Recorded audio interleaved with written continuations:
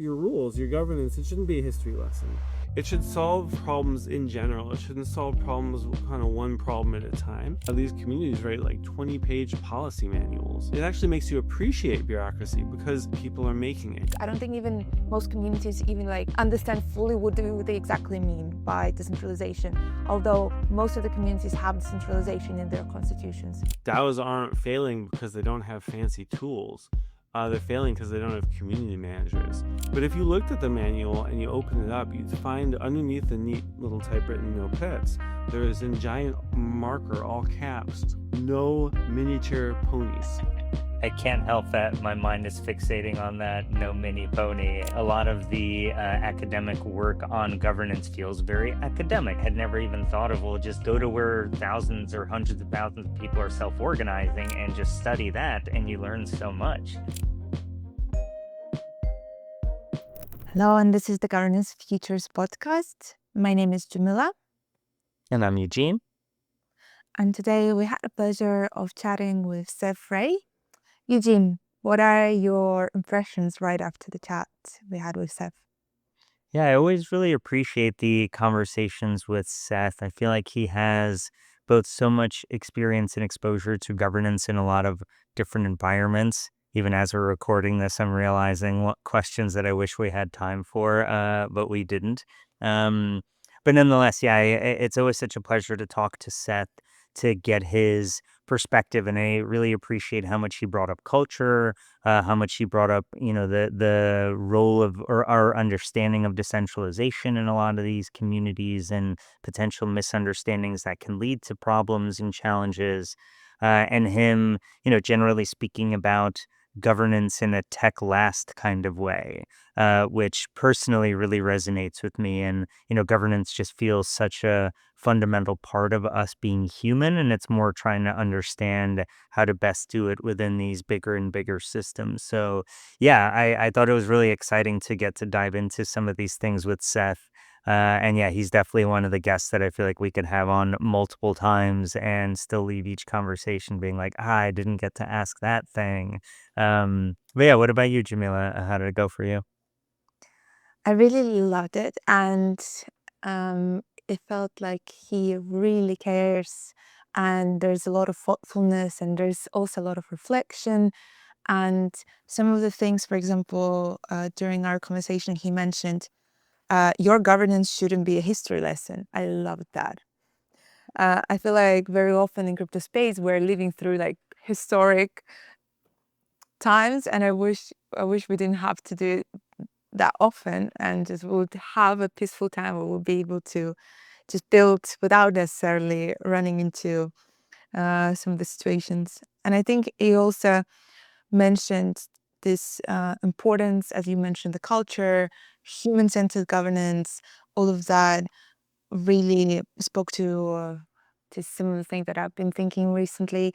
Yeah, and I also feel like his replies generally were touching upon so many things, and it was great to hear from him having so much experience researching not just online communities but also local, hyperlocal communities. So yeah, to me, Seth, his research associates with Ostroms, of course. I think even in his X account, he has Eleanor Ostrom in a very funny caricature way. So yeah, if you've heard of Ostrom, and even if you haven't, I feel like it's a great conversation, and it's great because Seth was just so generous, providing so many insights into why we shouldn't just think about Web3 governance as a complete separate, isolated thing. It actually has so many connections to common pool resource management, to so many things and problems or coordination problems that have been discussed so long ago, and we're still trying to find answers for experimentation. And yeah, if anything, the conversation with him left me very hopeful and inspired. For sure, yeah, and I really appreciated also the way that we got towards the end of the conversation with covering AI a little bit, and him mentioning this angle of, the goal of the AIs should be to make themselves obsolete because humans are able to kind of master the system so well, which is a perspective that we don't hear that often. So, Yeah, if folks are excited for this, I hope you get to enjoy the rest of the conversation. As always, feel free to subscribe, like, and share as you see appropriate. And without further ado, here's the conversation with Seth. Hi, Seb. Thank you so much for coming to our podcast. You're a computational social scientist who studies common pool resources, governance institutions. Your work is very much rooted in data, online community sports, games. Your research, personally to me, always associates with Ostrom's work, Ostrom Workshop, everything that relates to self-governance, online communities, cooperatives. And my first question actually relates to the talk you gave a year ago at Stanford. And you said that groups who start online communities must overcome the challenges of recruiting finite resources around difficult common goals. So, could you please tell us what parallels do you see between traditional commons governance and digital community governance?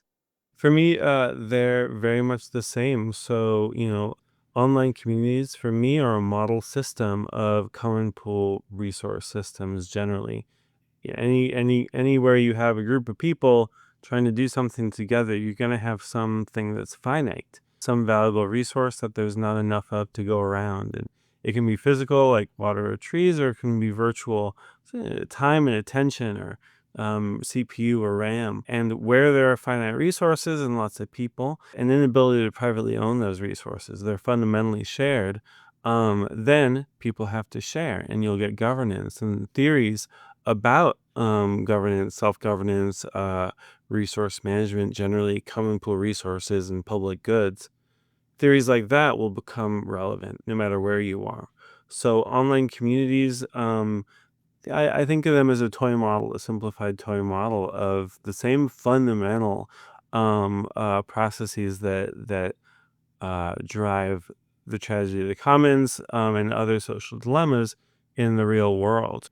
Just like we use the fruit fly and the mouse as models of people, they're model systems, they're model organisms, and we can learn so much about humans from those things, even though they don't look like very good models.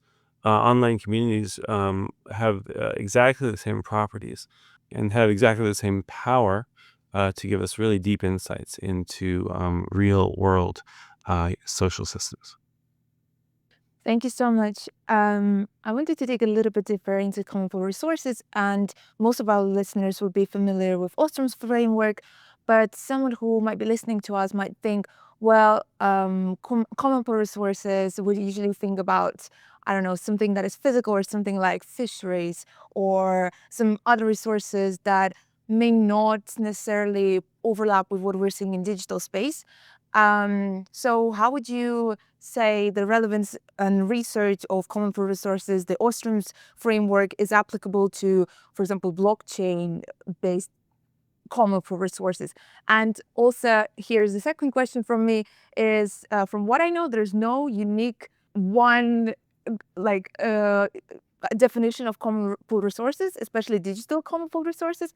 So maybe you could like just dissect it a little bit to us, how this framework's applicable to the common pool resource we see in digital space and in Web3 space, and what is that definition that you are using in your work, for example.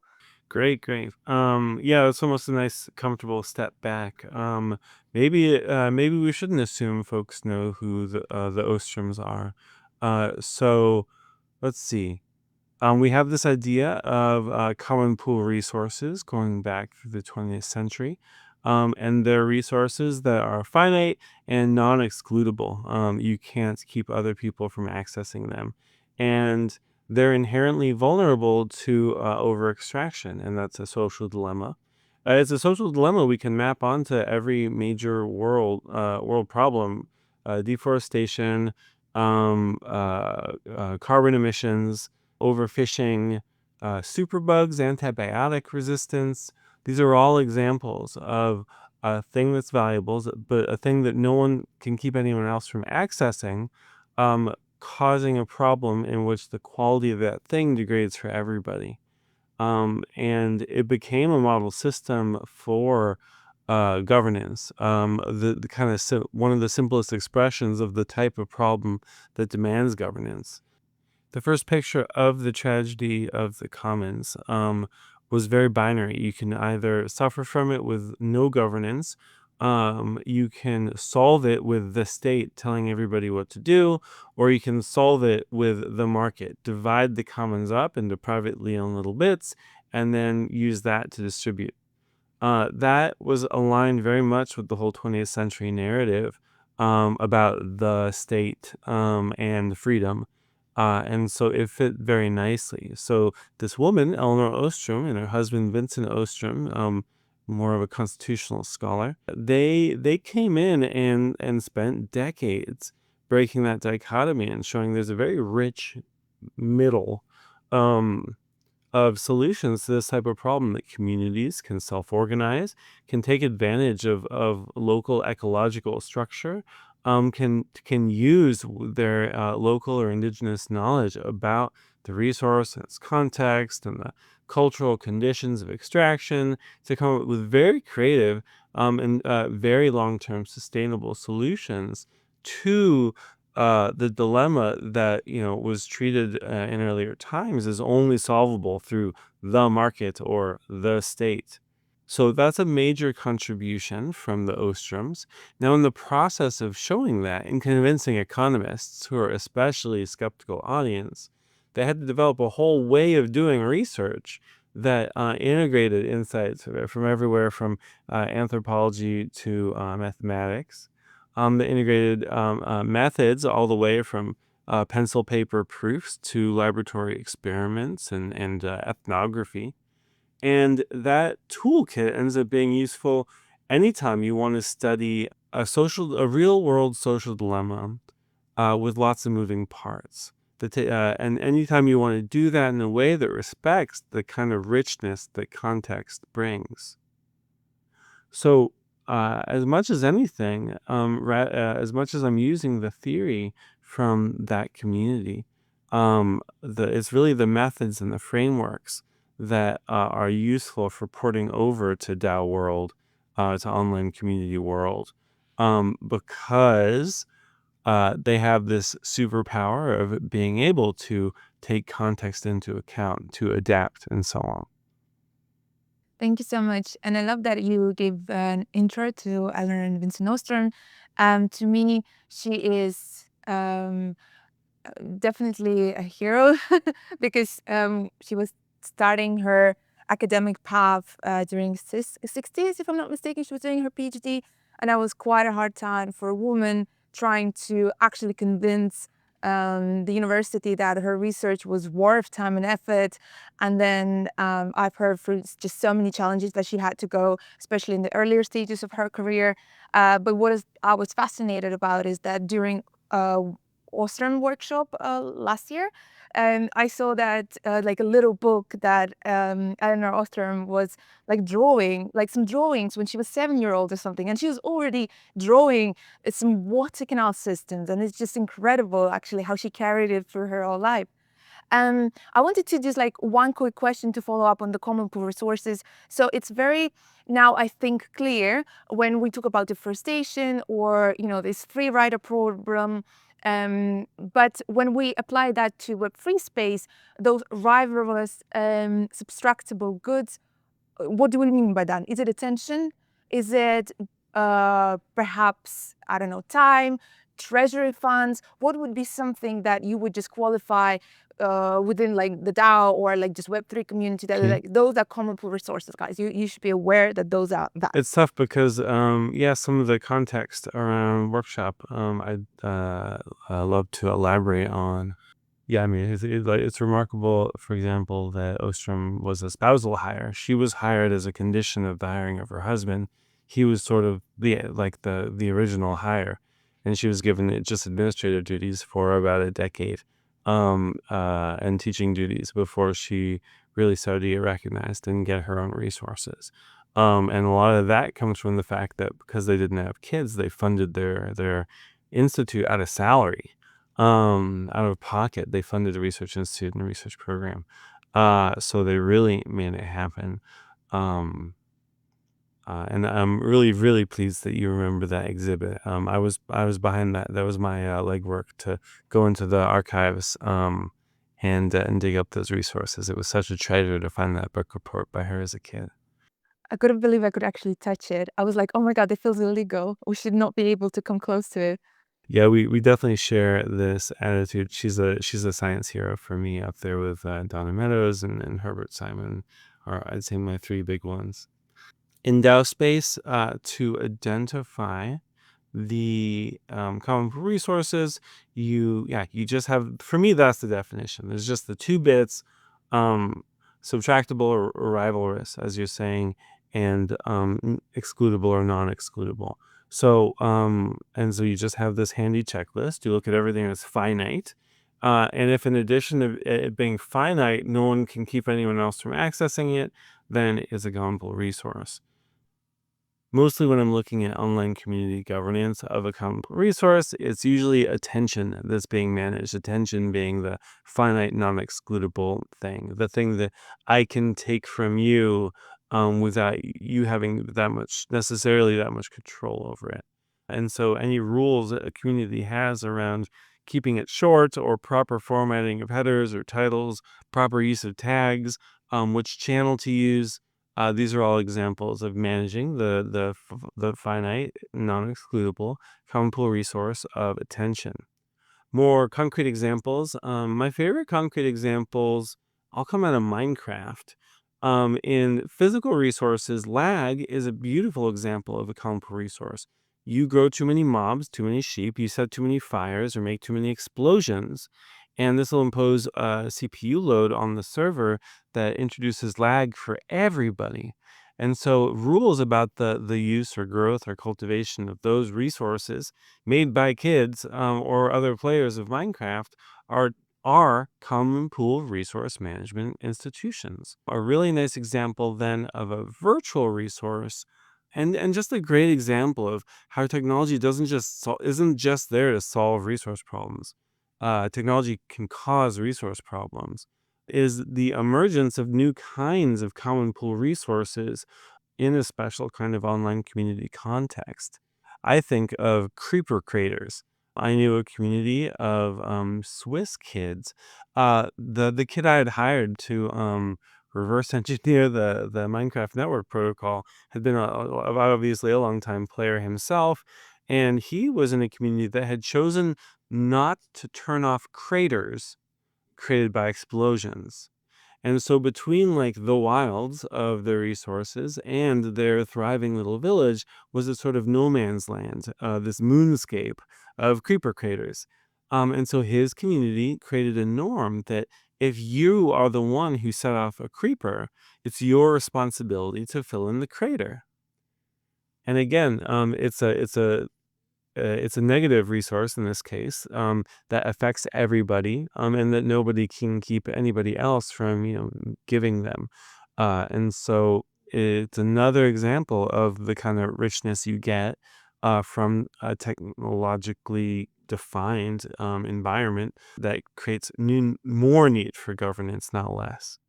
And I remember when I first heard about some of the research that you had done on these kind of Minecraft networks. I found it fascinating because a lot of the time it seems, uh, you know, not to sound silly, but a lot of the academic work on governance feels very academic and studying hyper formalized environments and, things where there's a literal constitution and or a government or, businesses and corporate charters and things along those lines. And, in my own kind of learning journey, I had never even thought of, well, just go to where thousands or hundreds of thousands of people are self organizing and just study that. And you learn so much. Um, and so I guess as a quick kind of question on that side, when it comes to some of the work that you've done either on Minecraft servers or any other kind of getting to observe digital communities as they are kind of instances, what are some of the major kind of surprises there when it comes to thinking about, these shared resources and some of these other fundamental things that these groups end up governing, even if they don't think of it as a governance exercise? For me, I think there's two big surprises. One is how good people are at it, and one is how bad people are at it. I was getting my head around that. On the good side, they show tremendous creativity and astuteness, often a surprising amount of vigor. There's a wonderful ecosystem of pirate World of Warcraft servers. So these are people who liked the old World of Warcraft and didn't like that it was always changing. So they reverse engineered all assets and all kind of server mechanisms and just rewrote their own version of the server. If you look around, you'll find maybe 50 to 100 major private WoW servers in the world, and each one has to kind of be Blizzard. Each one has to become the central administrator because that's how the game is written. So you'll find these communities write like 20-page policy manuals, not just processes for becoming an administrator, but processes for appealing if you get rejected in your application as an administrator. So just bureaucracy, like huge amounts of bureaucracy. And you can't complain about it. It actually makes you appreciate bureaucracy because people are making it, people have chosen to have it. That isn't brought from the outside. Online communities, in some ways, have increased my respect for bureaucracy, which is to say, for processes that solve problems in systematic ways, whether or not they have a human in the loop. As for bad, I see a lot of it on Reddit. Just some very reactive rules. It's not unique to online communities. I lived in a small country town with a small country library, and that library had a manual with lots of typed out rules, and one of them was no pets. Um, but if you looked at the manual and you open it up, you'd find underneath the neat little typewritten "no pets" there is in giant marker, all caps, "no miniature ponies." And so what you get from that is people can be very, your rules, your governance, it shouldn't be a history lesson. It should solve problems in general. It shouldn't solve problems kind of one problem at a time. And so if you're just writing rules reactively, which you see all the time in sort of the subreddit sidebar when you're listing out rules, you're not thinking ahead. You're not really thinking in a general way. You're more just like trying to get on top of the complexity constantly coming at you. You haven't yet gotten your head around it. You have to, when you're coming up with new rules, you have to think of what future problem am I solving? Not just what past. The past problem's already solved, because time ended it. So thinking kind of generally, and maybe that's some of the value that this kind of theory can bring is with a definition of what resources require extra attention and management, we can go straight ahead to putting our attention and our care and our thankless management effort into the problems that actually need long-term sustainable attention and solutions. Yeah. And I can't help that my mind is fixating on that no mini pony and what exactly happened in that community where either someone is trying to argue that a mini pony is not a pet or that they had a special bond that superseded petness or something. But I kind of would love to be a fly on the wall of that interaction. I actually I have a rule collection just because of the really wonderful questions that come up when you see a rule like that. A recent one I stumbled on in my collection. I have it. Maybe I can share it if you guys publish things. It's no theology books on the patio. I think it was due to recent events. Due to recent events. And yeah, I feel like that could be its own whole hour we do of just these absurd rules that are instituted somewhere. And I actually feel like that's both fun for governance nerds, and I imagine for improv nerds would appreciate the reenacting the situation of where that rule came from. But I did want to bring back to, I mean, a number of what you're alluding to here with some of the elements of these, WoW servers or Minecraft servers. I imagine in most, if not all of these instances, it didn't come because somewhere there were these formalized rules written out and all these, constitutionalized concepts. It was more kind of emergent. And well, I guess let me know if that feels like an incorrect characterization. But, the question that I want to get us to is kind of what happens when communities go from, hey, we're just a bunch of people hanging out, we don't need written rules, to actually shifting towards, there's the board with the guidelines, and there are the things that we need to do. And yeah, kind of what is that experience of transitioning from informal to formal like from your perspective? It's absolutely accurate to say that these are emergent, systems.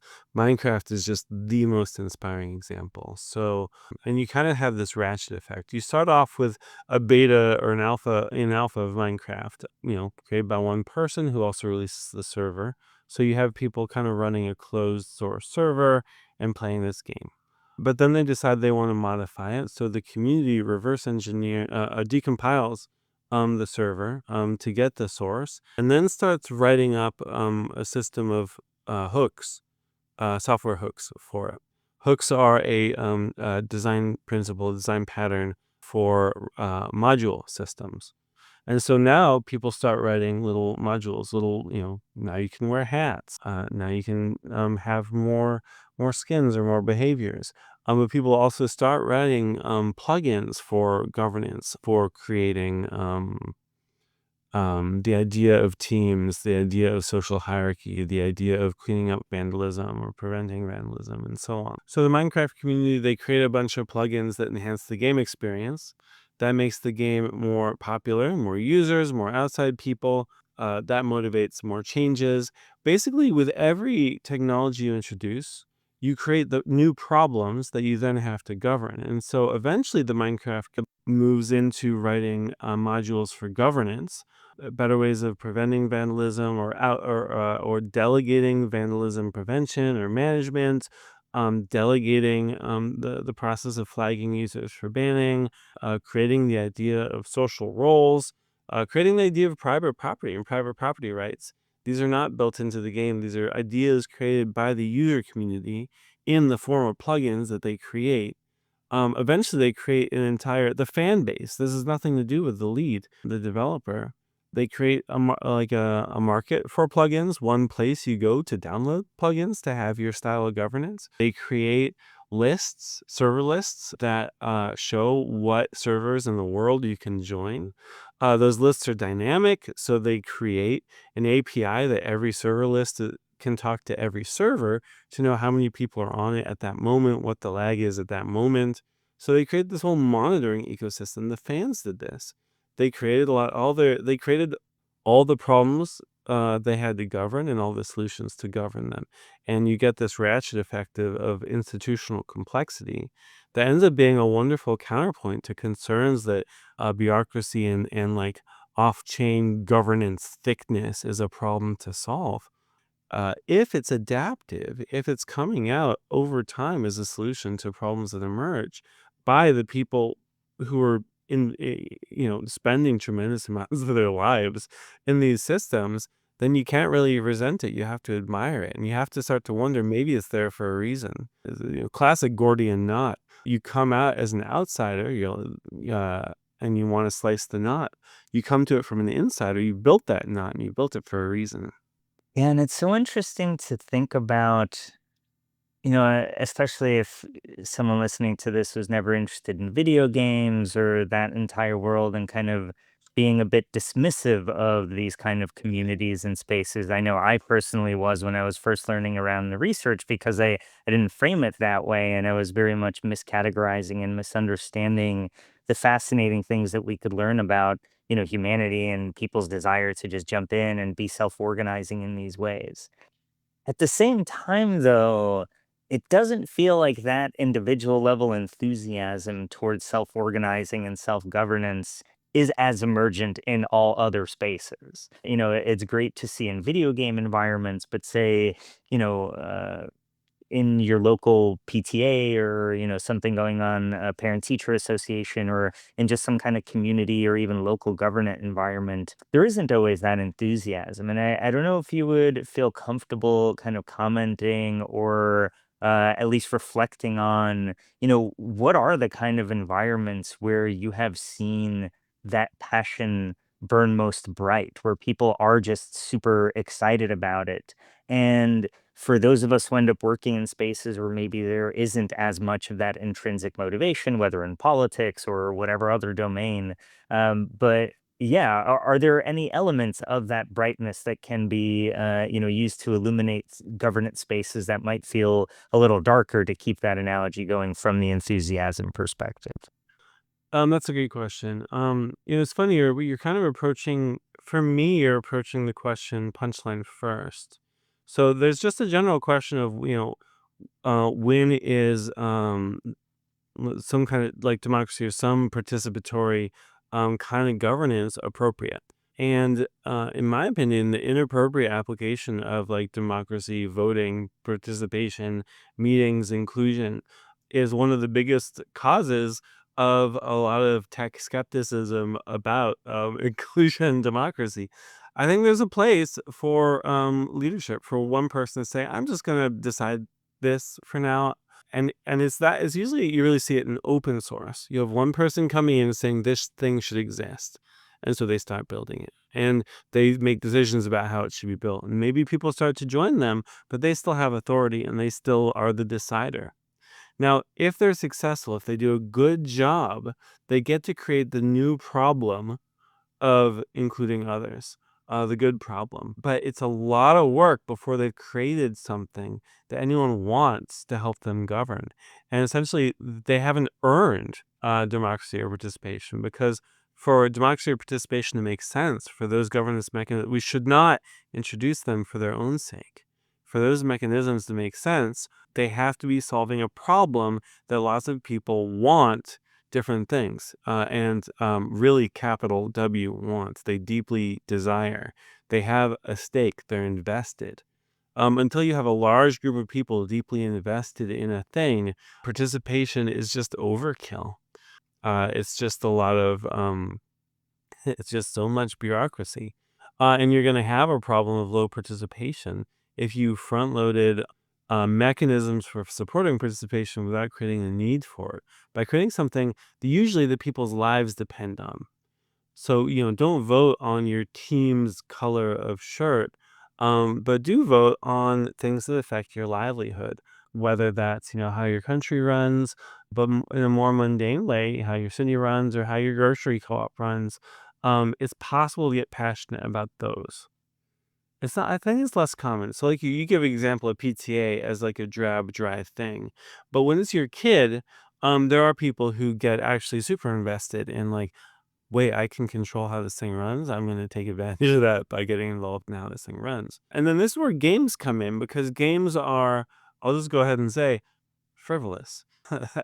They're created. You're simulating life challenges, and you're becoming a person who's experienced at like solving simulated life challenges and creating simulated life achievements that may or may not. And I'm pretty skeptical, transfer to what it takes to make real world life achievements. Sorry, there's a little bit of a screed. The point being, it's not actually where you would expect to tap into that passion, that want, those deep needs that motivate like self-governance. But you're absolutely right. The vibrancy is evidence that people want to be involved. And they're a good example of creating the want before creating the support and not ahead of it, which I think is a great example of a problem DAOs make. They solve a problem they don't have yet. They solve the good problem before they have it, when they're still stuck with the bad problem of no one being really all that involved. I really like that you mentioned that democratic processes, democratic decision making shouldn't be the end goal, rather a tool. And I feel like it very much aligns with some conversations we've had with our previous guests related to decentralization and more specific DAO governance, Web3 community governance. And I feel like most of our conversations fall within somewhere like decentralization as a spectrum, but also decentralization should be an end goal.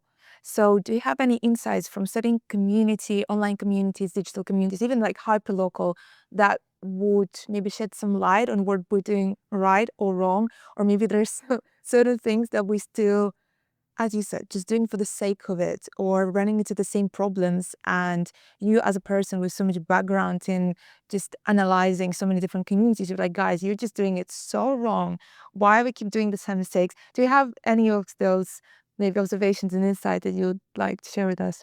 Gladly, yeah. So I mean, a really clear one, and you see it in Reddit, you see it in Minecraft, you see it up and down, is People, again, they don't always want participation, and even their favorite Minecraft server, maybe they don't want to run it. Maybe they're happy to play it and delegate.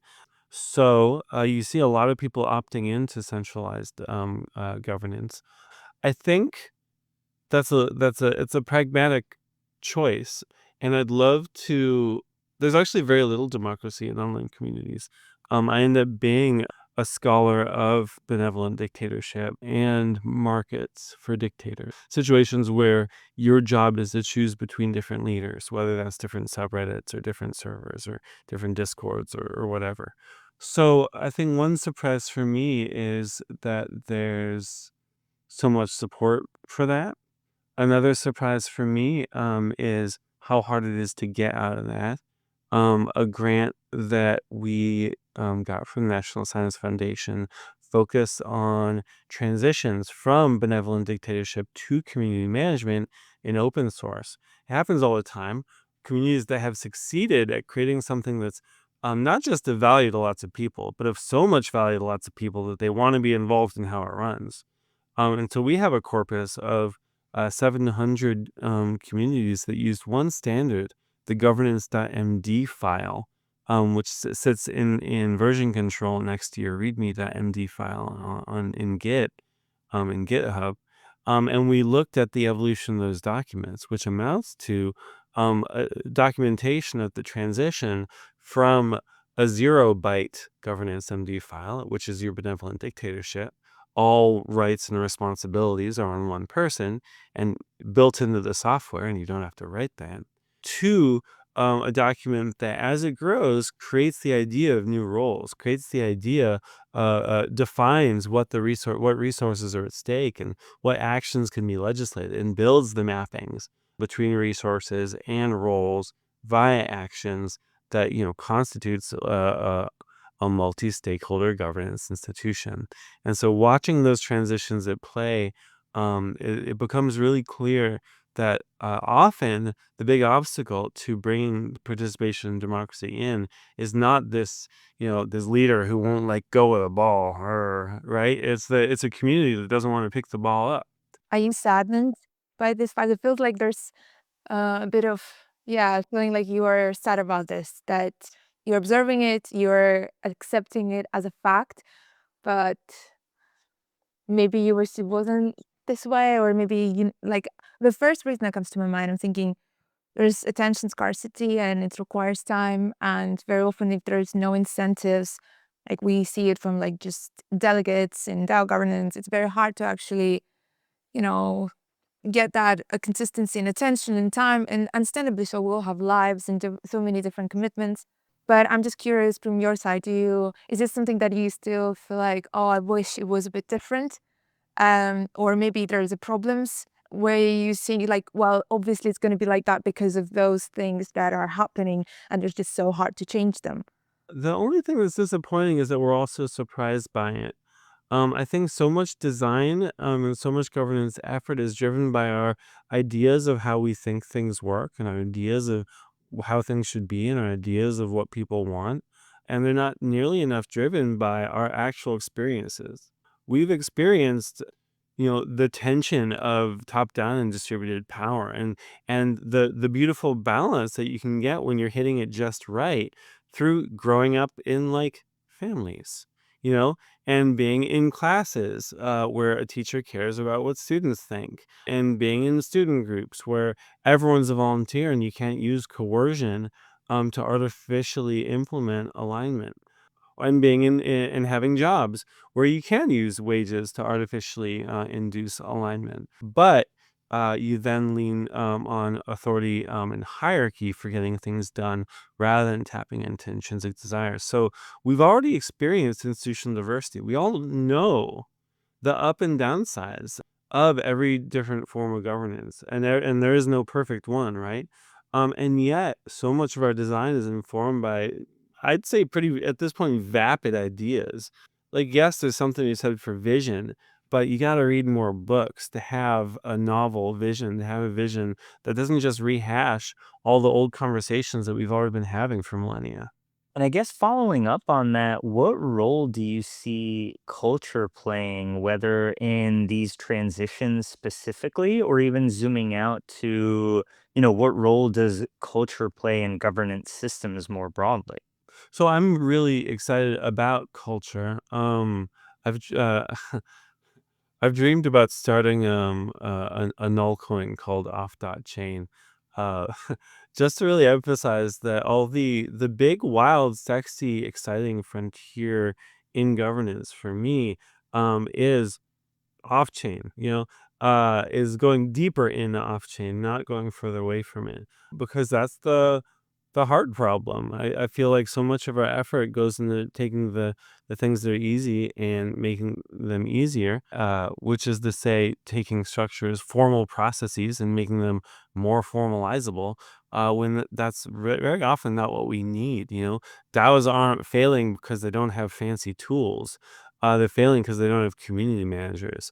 Create and investing in community, creating a thing that everybody feels like they need to be involved in.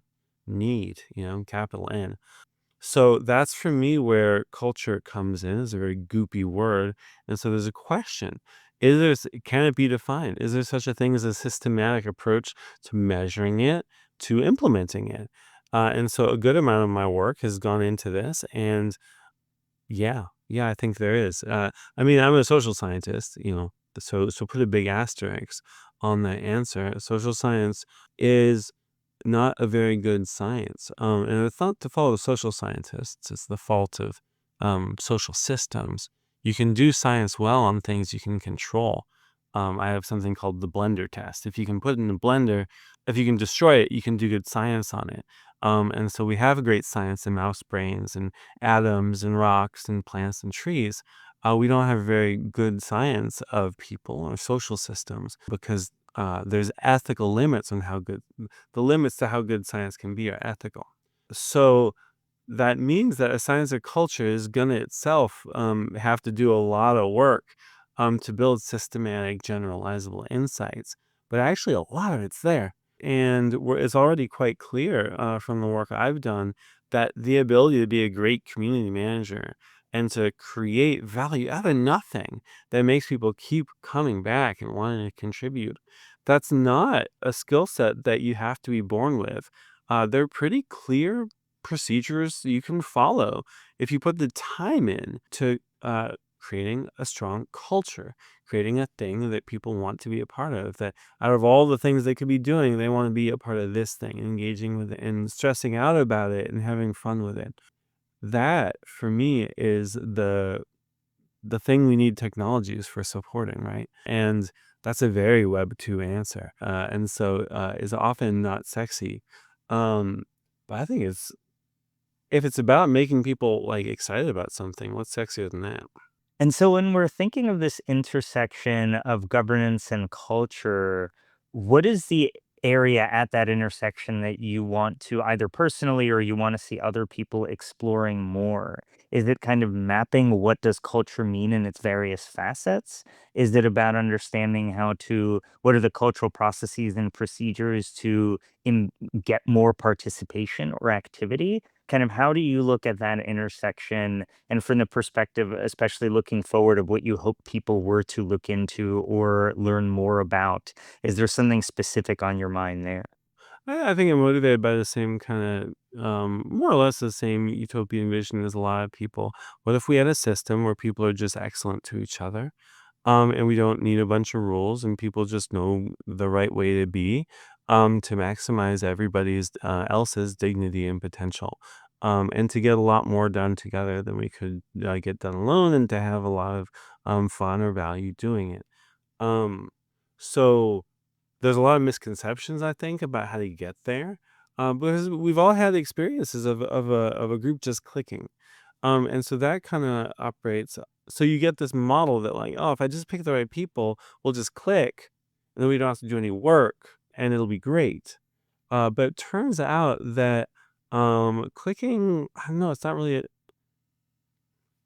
I think it's a giant die roll, even if you love every single individual there. And and it doesn't sustain. It takes work to sustain. Even if you're lucky and you get it for free, you don't keep it for free. And so community vibes can decline because you're not investing in them. So it turns out there's work. There's work you can do to make vibes, to make them good, and to keep them good. But you have to treat that like one of the projects your community is managing. That's what a community manager is, a project manager or a product manager whose product, is the vibes. And if you do the work, you can maintain that great experience, which reduces the need for bureaucracy and for process and for rules, and reduces just how onerous governance is for everybody involved, particularly leaders who do some very thankless work. Yeah, I think it's fair to say a science of vibes is absolutely a big exciting frontier for me, and something I'd love to see mastered.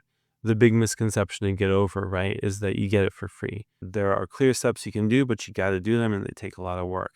But I think we can get there, and if we succeed at that, then we've made everybody a community manager. We've given everybody the experience of building a strong culture. And just like literature requires, is a couple people who can write really well, but it doesn't come into existence without a lot of people who can kind of write kind of well. And so, in the same way, only by giving everybody enough experience in governance and self-governance and vibes, right, and process and meetings, can we create the conditions necessary for a couple people who really like that stuff to do a fantastic job of it. Talking about misconceptions, I want to ask you, bringing back to decentralization question. So, from what I understand, decentralization doesn't necessarily mean lack of centers. It just means that there's no one single center. And polycentricity is a subtype of decentralization, and it refers to having multiple centers that often compete with each other, overlap. And my question to you, how do you define decentralization in governance, first of all? And second of all, do you think its role in Web3 governance? Because it feels like it's definitely one of those buzzwords, definitely something that we just like keep on hearing and just using. And if we just take a step back, I don't think even most communities even like understand fully what do they exactly mean by decentralization, although most of the communities have decentralization in their constitutions. Yeah, fantastic. It's certainly a word full of misconceptions, and it's a good example of us using our ideas of how we think we want things to be to drive design rather than using our experiences. Because as soon as you tap a little bit into your own experiences, your own actual experiences of decentralized system, you see that decentralization is most effective and most reliably delightful with a little bit of centralization. And vice versa, right? Centralization's empowering and exciting and wonderful with a little bit of decentralization. It's almost this homeopathic thing, right? That you have to pollute your ideology with the opposite in order to get the right mix. That you have to be just off the boundaries of your extremes, at least, in order to have the best. Another misconception for me of decentralization, they're really concerned about power. We don't want decentralization for its own sake. For the same thing, we shouldn't want democracy for its own sake, right? We want it because it solves a problem. And I think there's a concern about power. The problem for me is that power and centralization, they're pretty orthogonal. And you see it in how, you know, decentralized systems are not co-optation proof. Powerful entities that were powerful before can become more powerful with decentralized technologies. So when you're developing new technology, you can't ask, will this make it possible to have communities that solve the problem of power? The question to ask becomes, will this create such communities faster than it entrenches the power systems we already have. And the thing about Web3 being so legible to market systems, and market systems being the basis of extreme power inequalities in our world, is that they're that much easier to co-opt, and even if they solve a lot of the problem of power, they make it worse faster. So what's the implication of all these misconceptions for about decentralization for DAO space? For me, I respect the non-purists and I respect the apostates. I respect the people who, maybe it happened easily, right? That their ideology encountered reality and they accepted it, or maybe they really had to suffer, right? Maybe they just hammered and hammered and hammered, trying to make reality accommodate their preconceptions, and just got destroyed and overwhelmed by reality's complexity before finally admitting that decentralization isn't all that, or decentralization, or we can respect and admire, requires power and authority and trust and like off-chain stuff and traditional stuff. Um, uh, and it can take that much banging your head against the wall before you finally start to accept that. I guess I'm not the first person to like encounter these problems. Maybe I'm not the first person to have these great ideas. Maybe this all has been done before. Maybe I should read a book. And so on that note, I'd be interested to hear what other insights from the research that you've done in governance in various domains that, really do feel most urgent for those in Web3, those specifically working on DAOs today. I'm becoming technology last person. I'm becoming an all governance is onboarding person. Like it kind of doesn't matter what governance system we create when everybody internalizes it and recognizes the legitimacy of it and it is invested in it, it can be really good. And this is why we have really empowering benevolent dictatorships and really empowering bureaucracies. That's the thing. Like bureaucracy can be a beautiful thing. It's a fantastic fairness mechanism. It's a fantastic approach to fairness. And it's a beautiful illustration that we can't be out of our systems, that we have to be a part of our systems. Remember, because bureaucrats are citizens too, right? The people who operate and maintain the processes for getting things done in our community are members of that community. And if it was everybody, there's no argument for that being better if everybody had the skills and the training. And so this is really the vital part for me is, kind of remember the human, and build for the human and wait. Do your best, do your best, do your best with whiteboard, and markers and post-it notes until and develop your people to be really good at solving problems and talking to each other and maintaining, cultivating, and sustaining what made your community great. Do all that with as little technology as possible until they're clamoring for something. And probably what they're going to clamor for is going to be boring. It's going to be a spreadsheet, right? Like a simple Web 1, Web 2 app. It's all you have to be very far along before people are asking for the things that are exciting to build. And so there's a little bit of growing up that has to be done among technologists. Yeah, it's really cool building cool stuff. And if nobody needs it, you can't make them. And so ask, what's your goal? Is your goal actually to make things better, or is it to build cool stuff? And so to double click on that, how important do you think it is? You said to develop folks or to help them, I imagine both onboard into the system, but also to potentially, develop the capacity to operate in the system better or to, be, if you want to frame that as just be better at humaning or be better at governing or there's different ways of kind of looking at that, but do you see the actual education and development part just something that is missing from a lot of governance environments because it is? Yeah, and do you mind commenting on kind of what you would want to see more of there? Yeah. I mean, I'm working on it, which is just kind of copy paste curricula that make it really easy to give people the right skills. So we've generalized that to the commons, thinking that common stewardship is the umbrella that you can fit, all community governance, that you can fit all workplace stuff and home life stuff and PTAs and garden clubs and so on. And on the street organizing. So everything fits under that umbrella. And so if we can kind of define the most minimal values you have to hold, skills you have to have, and knowledge you have to internalize, for responsible, sustainable, collective, common stewardship, then we can systematize that and build general curricula and release those. It's still in every community to keep that up and to put the work into distributing that. But here's the payoff: you build a great a great technology, and you put crap people in it, then it's garbage in, garbage out. Every technology you build, no matter the amazing thing it gets out of it makes a collective capable of. It'll make that collective capable of more if you put highly trained people into it.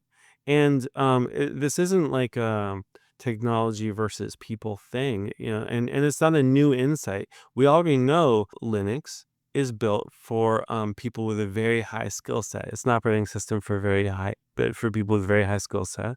Whereas single it out, Windows is an operating system made for people who don't have a very high skill set. So if you start your technology ideation for people who are already highly trained, you start building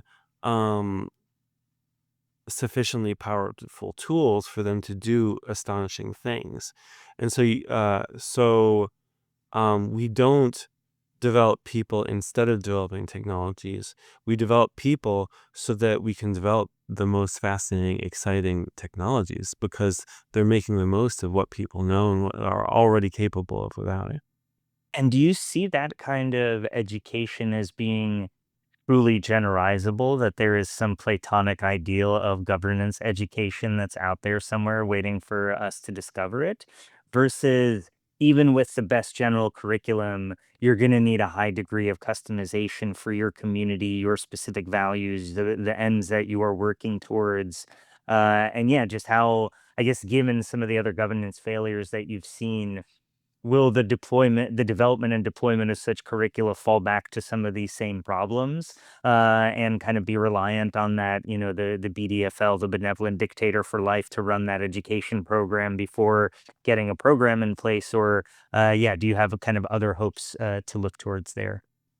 It sounds like a contradiction, right? That wait, you can't force and design and engineer bottom up vibes, right? You can't like I'm going to shove democracy down your throat, but actually, not a joke. That's how it happens. Yeah. Overwhelmingly, when communities, when like companies, for example, transition from like a CEO model to community management and self management, they do it because there was a strong CEO who wanted to perform that transition and forced everybody to develop the skills and competencies to run the organization together. So there is actually a place for leadership making democracy effective. This is what I mean by the most effective decentralization has a bit of centralization. The most effective democracy has a little bit of authoritarianism in there. This idea of a leader coming in and telling everybody to be flat, not an oxymoron. As for the Platonic ideal, yeah, context matters and blah, blah, blah, blah, blah. Don't have to tell me. However, you know, I'm the guy studying like a theory that was developed for, rivers, and forests and fisheries and applying it to online communities. So what justifies that is that the underlying intellectual architecture is the same. There are resources, they are finite, and they are non-excludable. If those fundamental things are in place, then the theory will map to your domain. And so, because we're developing this for common stewardship, these principles will apply um, in the management of commons, wherever they may be. Now, that's a little bit of a faith claim, right? But it's also an empirical question. I can validate, I can develop a one size fits all thing and watch it not fit. At some point, what's the difference between imposing an artificial platonic ideal on everybody and defining a standard, right? There's an advantage. I think it's a big failure. One way we limit our potential by treating culture as this magic vibey thing that comes out of nowhere with no control is that, if you've seen 20 great cultures, you've seen 20 great cultures. And that's not a good thing because it impedes the scalability. It reduces designability. So I want scalability and designability of cultures. And that, in a sense, means defining a standard, not imposing a standard, right? But making it so easy to adopt that you do end up getting interoperability between the cultures of different communities because they use the same framework to train everybody up. And that can only be a good thing. In part because it supports polycentricity, what Jamilya raised, which is one of our models of decentralization. Um, so actually, this is interesting, Jamila.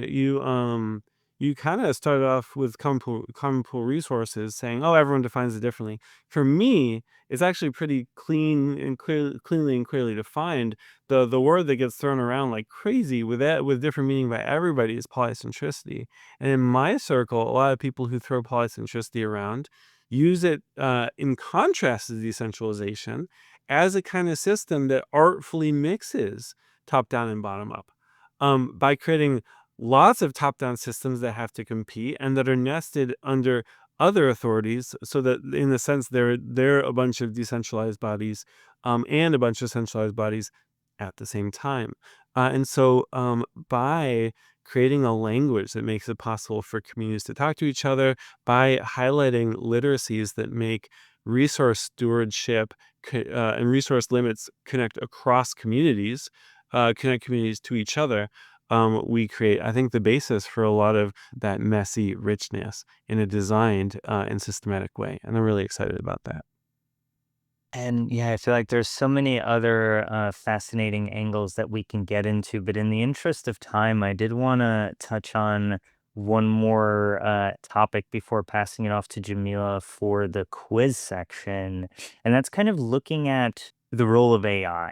And not just because it's 2025 and AI is all the rage these days, but also because, we're talking about a number of elements which aren't inherently scalable, or at least we haven't found a way to scale culture or scale certain elements of community. And, you know, there is potential from the positive side of a lot of benefits, or some benefits at least, from the use of AI in governance. While at the same time, I can see a lot of potential fears for, especially in crypto Twitter circles, right? At least once a day, you'll see someone arguing about how, oh, I can't wait for AI to take all over all of governance. That's going to be a better world. And I personally don't believe in that vision.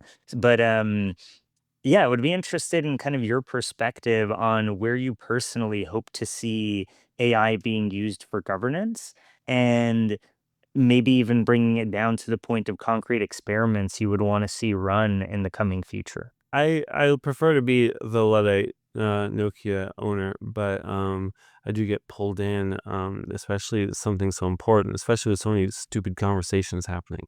I get really annoyed at this idea that we can use technology to like make the problem go away without understanding it. So, and this is all making me an advocate for a developmental AI, where the role of AI, at least in a certain type of work, is not to make human obsolete, it's to make itself obsolete by developing humans. So there's work that we only do for the output, like the notes from a Zoom call, right? I'm glad we have some notes. I'm glad I didn't have to take them. But there's also a work we do and notes we take for the process, right?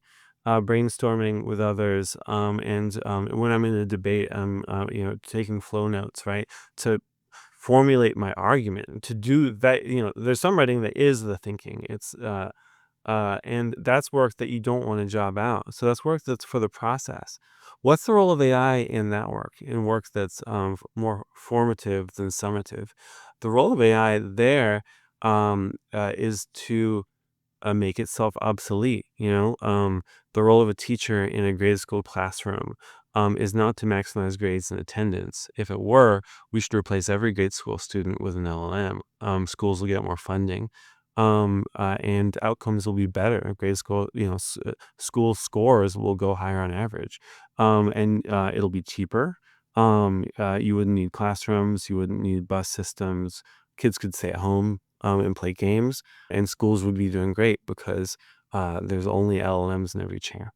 Um, no one's proposing that, right? Because that's not the point. Like the point of an education system is the process of learning, and so the role of AI then is to um, cultivate people who don't need a crutch. At some point, the kids grow up; they don't need their teacher anymore. They're independent agents out in the world, who can read and write because they learn the skills themselves. A developmental approach to governance, well, first you have to ask how much of the work of governance is the process of doing it and not the outcome. Is the point of governance just the decisions that come out, or is there a daily practice? Just like you have to practice the languages you've learned regularly to not forget them. Do we have to practice governance? Do we need facilitators? Do we have to facilitate our own meetings in order to just stay literate and keep up our literacies of how to do it well and how to keep those vibes up? Um, I think the answer is yes. And if that's true, then the role of AI is not to make us obsolete; it's to make itself obsolete. Then what does that look like? Something I'm really excited about. I think we make better decisions in an org when we've worn every hat in an org. That's pretty doable in a smaller org, and it's pretty doable when everyone, like the meta governance project, MetaGov, that I'm in with that I interact with both of you through. That was started by people who have already started and failed a bunch of orgs, and so our democracy was great because it was run by a bunch of people with dictator experience, with involuntary dictator experience. We'd all started orgs that we didn't want to be the person running it. We'd all wanted it to be flat, and but we all failed one way or another to create something valuable enough for people to get engaged in. So having all gone through that experience, we'd all worn that hat. We're able to be participants in a new kind of org and build it because we had the sensitivities that come from a lot of failure and from having worn a lot of hats.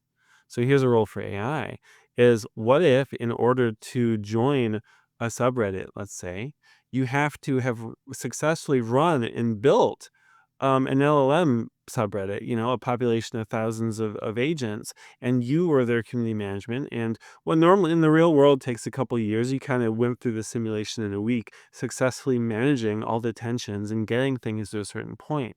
Having done that, we've now cultivated you and built you up into a person who can contribute meaningfully to a community with no technology support. And it'll be a vibrant, healthy community. And it's a little bit of a vision, but yeah, we have lab experiments currently in design to test that thesis, right? That we can get further by putting LLMs under people and giving everybody management, leadership, and governance experience. Than we can by putting AI above people in a management role that's properly structuring their incentives to make the right choice until the system goes down. That's a little bit my vision for AI, this developmental perspective, that at least for the work that's about the process of doing it and not for the outcome, the proper role of AI is to put itself out of a job. Thank you so much. I wish we could continue our chat, but unfortunately, we have limited time. So I suggest we move to the quiz part. Basically, we'll ask you questions and we ask you to give us just one word as an answer. And yeah, let me start with the tricky question. I have two books, Ostroms, obviously, governing the concept, comments, and Polycentric in local public economies, edited by Michael McGuinness, which we met. Yeah, I think. Anyways, this is just a shameless plug, and I love to just show off with some of the books that I have. I treasure them greatly. So, um, excuse a minute of me just appreciating my books, but really my question is, give us one reason why everybody should read Eleanor Ostrom's Governing the Commons at least once. It's because it's so inspiring. Because it shows you community governance, warts and all, and you see so much creativity when people need a problem to be solved, and they need each other to solve it, and they all have a deep understanding of that resource and the tensions behind it, and its ecology and biology and politics. They develop incredibly creative and inspiring mechanisms for managing it together, and it's just the best of humans at work. Yeah. Perfect. Well, we'll take, I appreciate it, but that one word would be Oh, inspiring. one word. Oh, man. No, we love it. We love it when you provide more context, but Sure, just sure, that sure. one word is Well, inspiring. it's a wider reading. Yeah, yeah, inspiration. Inspiration. Yeah. Perfect. Eugene, did you go to pick up your Eleanor Ostrom book? No. I can pick something up. This is a good one actually. Show Here. us, show us. Yeah. My books are still disorganized, so I don't actually know where it is. So I'm not gonna waste the time looking for it at the moment. We'll let Seth do it because I have a feeling he knows exactly where his is. So, behind every book by Lynn, there's a lot of method. And so what I've got here, this is the do I have Yield to manual. de-blur? Yeah, Yeah, field manual. perfect. This Mm-hmm. this is the research manual for a project. I'll take a picture of something. This is a field manual for a project that 80 institutions from around the world every 3 years for the last 40 years have gone out and done tree measurements. They've hugged the trees, breast height, tree diameter. They've hugged the trees and they've measured their institutions. They've taken social variables, biological variables, ecological variables, political variables, longitudinally in every part of the world to build the data set that makes it possible for us to make general claims about long-term sustainable, common pool resource management. In this case, community forest management. Uh, and yeah, I hold this dearly because that's the work of coming to these conclusions, and I love that work. Nice. I mean, I bet you both have so many unique books. I'm always in awe when I see Eugene's collection of books, and I just hope that one day I'll have as big of library as his. But for now, I'm happy with what I have. Great. So my second question is, what one thing that perhaps inspires you to carry on with what you do in your research, in your work? What is that one thing that gives you that inspiration? And you can't say Eleanor Ostrom's work because that Good, wouldn't fair be enough. fair. Because that's 2 words. Futility, actually. Um, I am very lucky to be motivated by the futility of trying to know anything at all. I think science is just a microcosm of the pointlessness of trying to do anything in the world. Um, uh, and I love this idea that, if you bang your head against the wall long enough, it'll become a door. And so I I love really that. love the practice of science, and especially science on something that's so hard to do science on humans, is really I get destroyed by reality every day, and it's really humbling and wonderful. Great. Um, I have so many, but um, what is that one thing that you think governance architects in Web3 are getting wrong about governance? Oh, I guess we talked about decentralization or culture. Decentralization, like um, so much that they can't get it, that they're losing it. And culture, not enough. Off chain. Yeah, I guess there it is. Off chain. Maybe the answer. There was So, 3 different answers. Sorry, I couldn't help so it. what would be that one word? Off-chain governance? We can hyphenate it. Yeah. Okay. Or well, okay. To the most proactive single word would be what are blockchain developers getting wrong? On chain. Okay. Great. And if you had to pick one leading principle or ideology to build the community, what would it be? Scaling local. Is sort Scaling of local. It's a little Hmm. bit of a tagline. It's just this idea that the governance system of be excellent to each other can actually work with a small enough group of people. And the governance philosophy of develop and sustain good vibes can really work with a small enough group of people. And so the question is, how do we get these really magical small scale mechanisms to scale? What do we build to get that same beauty and power in a way that doesn't degrade once you add too many people? I love that. And last but not least, what is the future of governance in one word? A positive future of governance is Just a few. It doesn't have to be positive, but what is the future of governance Oh in one no. word? No, I'm gonna go positive. I'm gonna give the same answer as last time. Scaling local, which is 2 words, but it was 2 words for 2 questions, so my average is still 1. Yeah, nice. We love that. Thank you so much. It's been an absolute pleasure. Thank you for coming to our little podcast, and I hope you enjoyed it as much as we did. Thanks for tuning in. The Governance Futures podcast is sponsored by the Scroll Foundation and produced by the governance team at the Foundation, Jamilya Kamalova and Eugene Lebenthal. Any music and photos are attested in the episode description. Feel free to subscribe, leave a review, or share with a friend. Until next time.